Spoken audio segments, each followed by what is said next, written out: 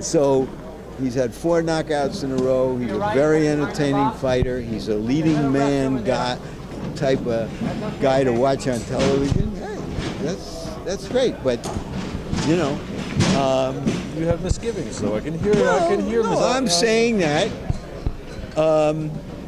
he had a rough time for 2/3 or more of the fight, and he came through at the end, and I give him the highest marks for that. But I can't call it a brilliant performance. Would a performance if it had been completely dominant? Maybe I don't know. It's one of those things. When you see it, you know it. Yes. Okay, and but I don't want to be perceived as putting him down at all. It was just not an easy fight for him, and that's good. That's the way it's supposed to be. And so. I want to see him the next time.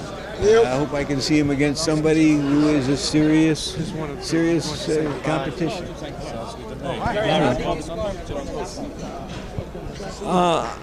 I think I don't remember. I think I have it even after 8 or maybe 9. I'm not sure. And then I had him winning maybe the 9th and 10th, and then of course the 11th. Martinez. The official scorecards were that 2 of the officials had it by 1 or 2 points for him going into the last round, and one judge had it for Macklin going into the last round. So that speaks for itself. Excuse me, Larry. Edwin just wanted to say goodbye to you. Hey, nice fight. Good fight. You did a good job. Sure. Excuse me. Thank you. Thank you very much. Good luck. Thank you. Sure. I remember seeing your face in the bottom of Muhammad Ali's legs. Right. And that when he knocked down Sonny Liston, I remember that picture. But you've been around the sport for forever, for a very long time.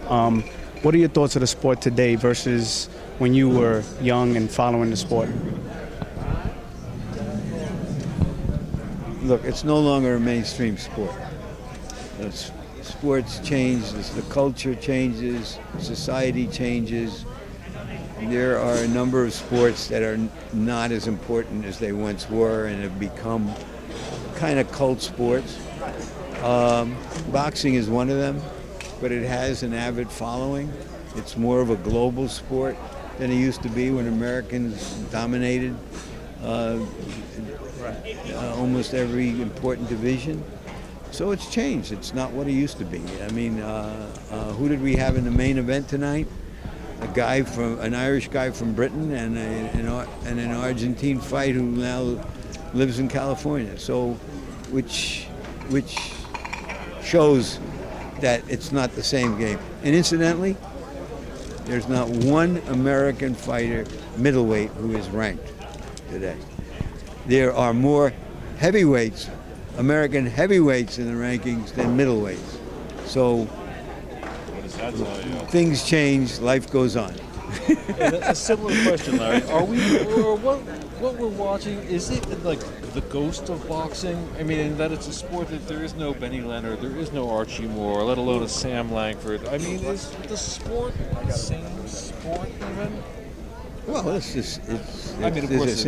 the same game, but it just is. It's not the stuff of young people's dreams anymore.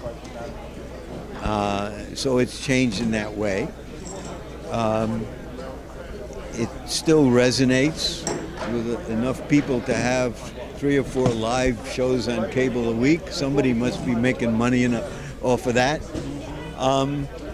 And there is still a great tradition and history of boxing in America. And if America gets a heavyweight Tiger Woods or Oscar De La Hoya, then it will seem different. It's a more global sport now, more international stars. The Klitschko's fill soccer stadiums in Europe. Mexican and Mexican American fighters are the dominant ethnic group today, as other ethnic groups have been in the past. It shouldn't be a shock that the two young stars in terms of gate appeal and television appeal are Canelo and Chavez, Mexican fighters. You know, things aren't the same. But at the same time, there are Mexican American fighters like Rios, and Guerrero, Ortiz. You know, and they have fans, and they put a lot of asses in seats. And that's the bottom line. Well, it's a reflection of the game's popularity and where it is. And the center of gravity of boxing right now is basically in that direction.